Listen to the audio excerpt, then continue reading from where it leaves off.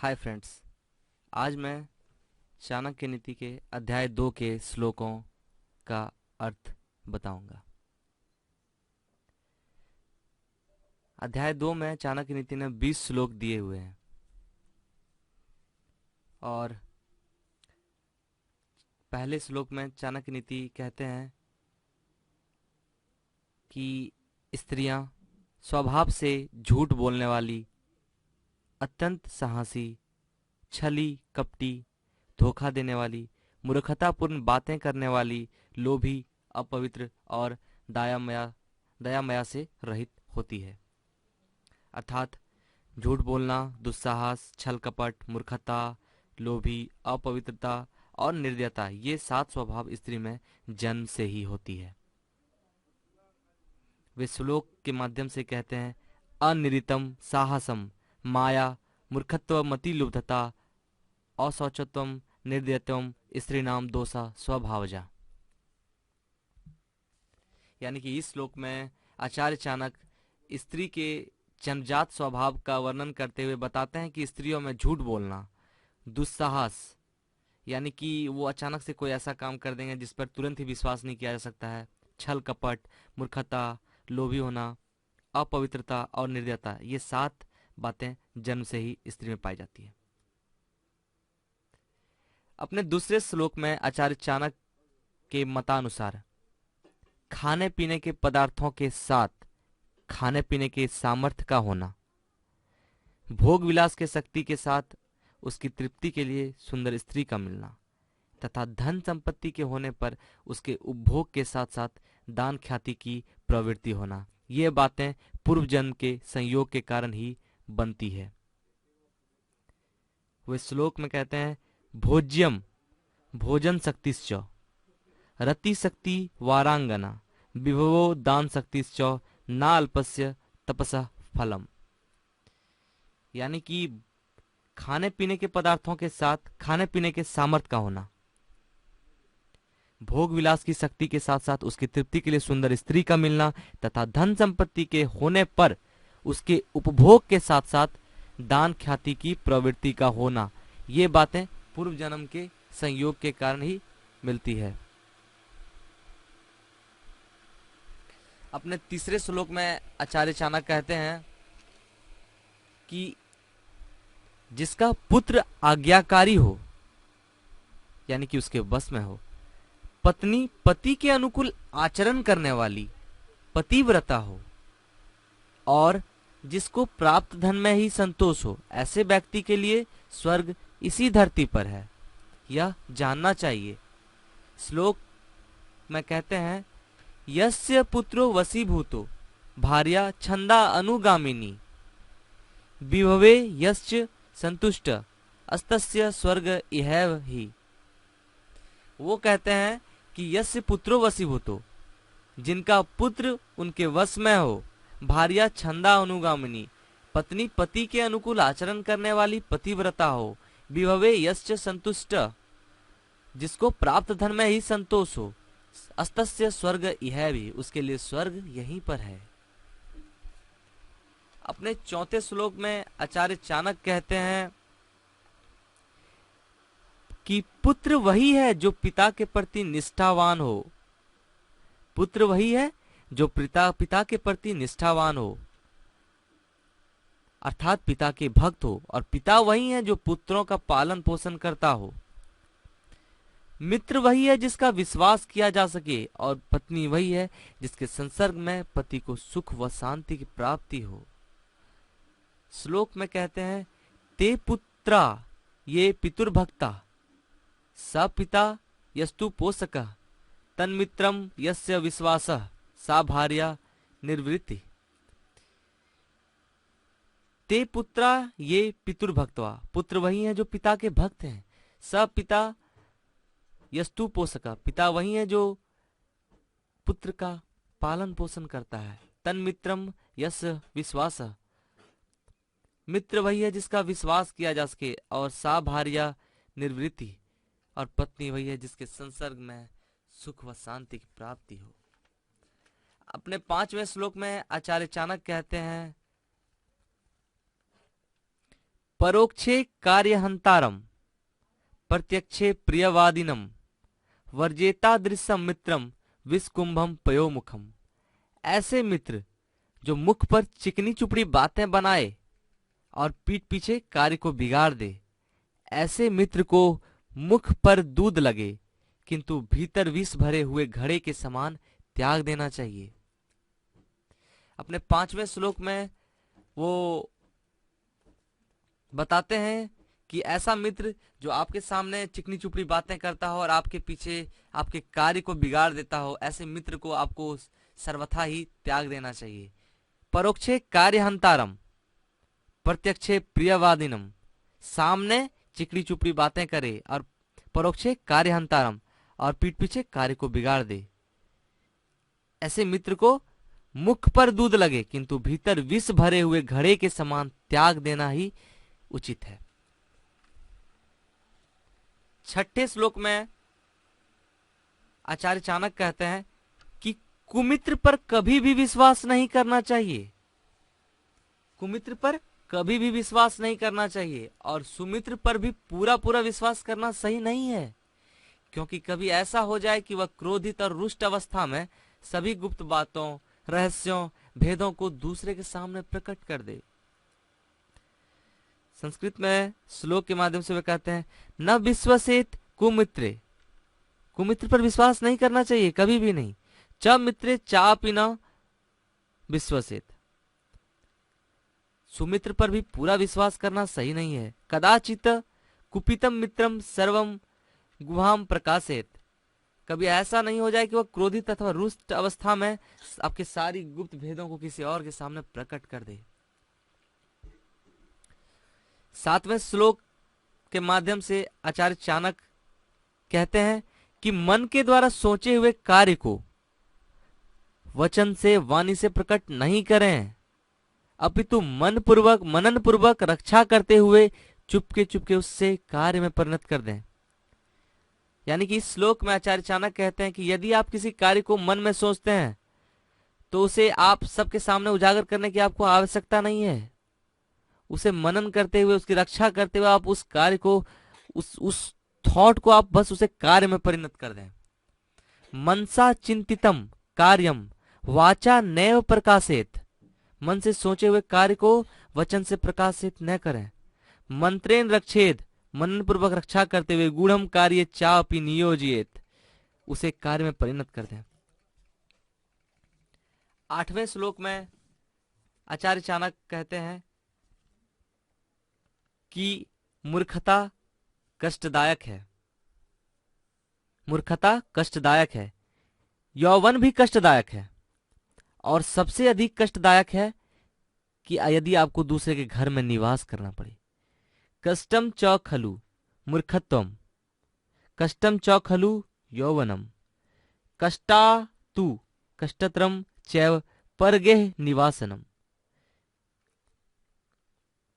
अब आगे बढ़ते हुए 9वें श्लोक को, कि 9वें श्लोक में आचार्य चाणक्य कहते हैं कि प्रत्येक पर्वत पर माणिक्य नहीं होता, प्रत्येक पर्वत पर माणिक्य नहीं होता, सब हाथियों के मस्तक में मोती उत्पन्न नहीं होता, और साधु जन हर जगह नहीं पाए जाते, और प्रत्येक वन में चंदन नहीं होता। शैले शैले न माणिक्यम मौक्तिकम न गजे गजे, साधवो न ही सर्वत्र चंदनम न वने वने। अपने 10वें, अब आगे बढ़ते हुए अपने 10वें श्लोक में आचार्य चाणक्य कहते हैं कि बुद्धिजीवियों के द्वारा अपने पुत्र और पुत्रियों को निरंतर सदैव अनेक प्रकार के सुशीलता, शुभ गुणों में नियुक्त किए जाने चाहिए, क्योंकि नीति के ही कुल कुल में पूजनीय होते हैं।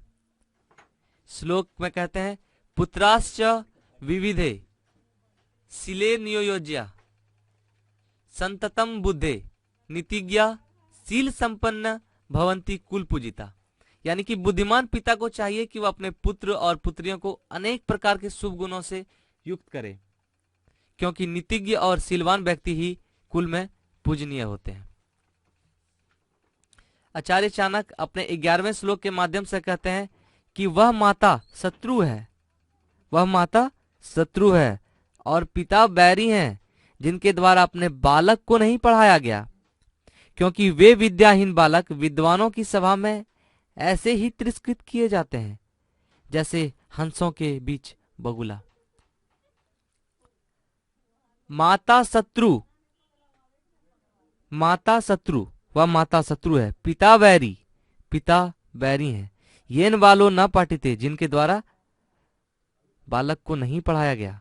न शोभते सभा मध्य, हंस मध्य बको यथा, वो उसी तरह सभा मध्य शोभित नहीं होते हैं जिस तरह हंसों के बीच बगुला। 12वें श्लोक में आचार्य चाणक्य कहते हैं कि दुलार और लाड करने से पुत्रों में बहुत से दोष उत्पन्न होते हैं और ताड़ना करने से, दंड देने से बहुत से गुण आते हैं। इसलिए पुत्र और पुत्रियों को, शिष्य और शिष्याओं को ताड़ना करते रहें, दंड देते रहें, दुलार तो कभी ना करें। लालनाद बहवो दोषास्ताड़नाद बहवो गुना, तस्मात् पुत्रम च शिष्यम च ताड्येन तु लालियेत। 13वें श्लोक में आचार्य चाणक्य बताते हैं कि कोई दिन भी ऐसा नहीं जाने दिया जाना चाहिए जिसमें अच्छा नीतिवान श्लोक ना सीखा जाए। यदि पूरा श्लोक नहीं तो आधा, आधा नहीं तो 1/4 तक का ही ज्ञान करें। यदि यह भी नहीं हो तो एक अक्षर को ही सीख लेना चाहिए। मनुष्य को चाहिए कि वह दान और अध्ययन आदि शुभ कर्मों के द्वारा दिन को सार्थक करे, अर्थात दिन को व्यर्थ ना जाने दे।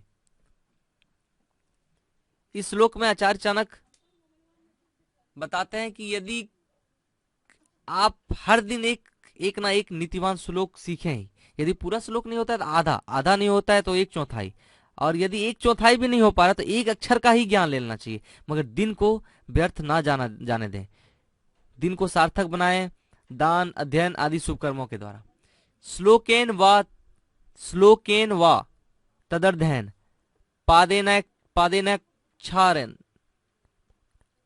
पादेनाक्षरेन व अबंध्यम दिवसम कुर्याद दानाध्ययन कर्म भी। 14वें श्लोक में आचार्य चाणक्य कहते हैं कि पत्नी का वियोग, अपने बंधु बांधवों द्वारा अनादर, ऋणादि का शेष रहना, दुष्ट राजा की सेवा, दरिद्रता और मूर्खों का साथ, ये सब बातें अग्नि बिना ही शरीर को जलाते हैं। कांता वियोग स्वजनापमाना, ऋणस्य शेषम कुनिर्पस्य सेवा, दरिद्र भावो विषमा सभा च विनाग्नि नेते प्रदहंती कायम। पत्नी का वियोग, कांता वियोग, पत्नी का वियोग, स्वजनापमाना, अपने बंधुओं द्वारा अपमान, ऋणस्य शेष, ऋण का शेष रहना, उधार आदि, कुनिर्पस्य सेवा, दुष्ट राजा की सेवा करना, दरिद्र भाव, दरिद्रता और मूर्खों का साथ, ये सब बातें बिना अग्नि के ही आपके शरीर को जलाते हैं। 15वें श्लोक में आचार्य चाणक्य कहते हैं कि नदी तट पर वृक्ष का होना, नदी तट पर वृक्ष का होना, किसी स्त्री का पराये पुरुष के घर में निवास करना, किसी स्त्री का पराये पुरुष के घर में निवास करना, किसी राजा का बगैर मंत्री के होना, इस बात का संकेत है कि उन्हें शीघ्र ही नष्ट हो जाना है। इसमें संदेह नहीं करना चाहिए। नदी तीरे च ये वृक्षा परगेहेसु कामिनी, मंत्रीहीनाश्च राजाना शीघ्रम नश्यंत संशयम। 16वें श्लोक में आचार्य चाणक्य कहते हैं कि बलम विद्या च विप्रानाम राज्ञा सैन्यम बलम तथा बलम वित्तम च वैश्यानाम शूद्रानाम परिचर्यकम। इस श्लोक के माध्यम से आचार्य चाणक्य कहते हैं कि ब्राह्मण की शक्ति उसके ज्ञान में है, ब्राह्मण की शक्ति उसके ज्ञान में है, राजा की शक्ति उसकी सेवा में है, वैश्या की शक्ति उसके धन में है और शूद्र की शक्ति उसके सेवा के प्रति समर्पण में है। बलम विद्या च विप्रानाम, बलम विद्या च विप्रानाम, ब्राह्मण की शक्ति उसके ज्ञान में है, राजा सैन्यम बलम तथा, राजा की शक्ति उसके सेना में है। बलम वित्तम च वैश्या नाम, वैश्या की शक्ति उसके धन में है। और शूद्रा नाम परिचर्यकम, और शूद्र की शक्ति उसकी सेवा के प्रति समर्पण में है। अपने 17वें श्लोक में आचार्य चाणक्य कहते हैं कि वैश्या निर्धन मनुष्य को, वैश्या निर्धन मनुष्य को, प्रजा पराजित यानी कि बलहीन राजा को, पक्षी फल रहित वृक्ष को, और अतिथि भोजन करके घर को छोड़ देते हैं। निर्धनम पुरुषम वैश्या, निर्धन पुरुष को वैश्या। प्रजा भग्नम निरिपम त्यजेत, प्रजा बलहीन राजा को, वैश्या निर्धन पुरुष को और प्रजा बलहीन राजा को। खगा वीत फलम वृक्षम, पक्षी फल रहित वृक्ष को। भुक्तवा चा अभज्ञाता गृहम, और अतिथि भोजन करने के बाद घर को त्याग देते हैं। 18वें श्लोक में आचार्य चाणक्य कहते हैं कि ब्राह्मण दक्षिणा लेकर यजमान का त्याग कर देते हैं। ब्राह्मण दक्षिणा लेकर यजमान का त्याग कर देते हैं। शिष्यगण विद्या प्राप्त हो जाने पर गुरु का त्याग कर देते हैं, और मृग या पशु जले हुए वन को छोड़ जाते हैं। गृहीत्वा दक्षिणाम विप्रास्त्य जंती, यजमानकम प्राप्त विद्याम गुरु शिष्याम, दग्धारण्यम मृगास्तथा। गृहीत्वा दक्षिणाम, दक्षिणा लेके गृह को त्याग देते हैं। विप्रा अस्तस्य जंती, यजमानकम, ब्राह्मण दक्षिणा लेके यजमान का त्याग कर देते हैं। प्राप्त विद्याम गुरुम शिष्या, विद्या प्राप्त हो जाने के बाद शिष्य गुरु को छोड़ देते हैं। दग्धा अरण्यम मृग अस्तथा, मृग जो है या पशु जले हुए वन को छोड़ जाते हैं। 19वें श्लोक में आचार्य चाणक्य कहते हैं कि मनुष्य को चाहिए कि वह दुराचारी, कुदृष्टि वाले, बुरे स्थान में रहने वाले और दुर्जन व्यक्तियों के साथ मित्रता ना करें, क्योंकि इनके साथ मित्रता करने वाला मनुष्य शीघ्र ही नष्ट हो जाता है। दुराचारी च दूरदृष्टि, दुराचारी च दूरदृष्टि, दुरा आवासी च दुर्जना, यन मैत्री क्रियते पुंबी नरः शीघ्र विनश्यति। दुराचारी च दूरदृष्टि, दुरा आवासी च दुर्जना, यन मैत्री क्रियते पुंभी नरः शीघ्रम विनश्यति। दुराचारी, कुदृष्टि वाले, बुरे स्थान में रहने वाले और दुर्जन व्यक्तियों के साथ मित्रता करने वाले, इन लोगों का शीघ्र ही नष्ट हो जाता है। मित्रता करने वाले मनुष्य शीघ्र ही नष्ट हो जाता है। इस अध्याय के अंतिम श्लोक यानी कि 20वें श्लोक में आचार्य चाणक्य कहते हैं कि प्रेम बराबर वालों से अच्छा लगता है, और सेवा राजा की शोभा पाती है। व्यवसायों में वाणिज्य व्यापार फलता है तथा घर में उत्तम गुणों वाली स्त्री सुशोभित होती है। समाने शोभते प्रीति, समाने शोभते प्रीति, राज्ञी सेवा च शोभते। वाणिज्यम व्यवहारेषु दिव्या स्त्री शोभते गिरिया। समाने शोभते प्रीति, प्रेम बराबर वालों लोगों से अच्छा लगता है। राज्ञी सेवा च शोभते, और राजा की शोभा, सेवा राजा की शोभा पाती है। वाणिज्यम व्यवहारेषु, व्यवसायों में वाणिज्य व्यापार फलता है।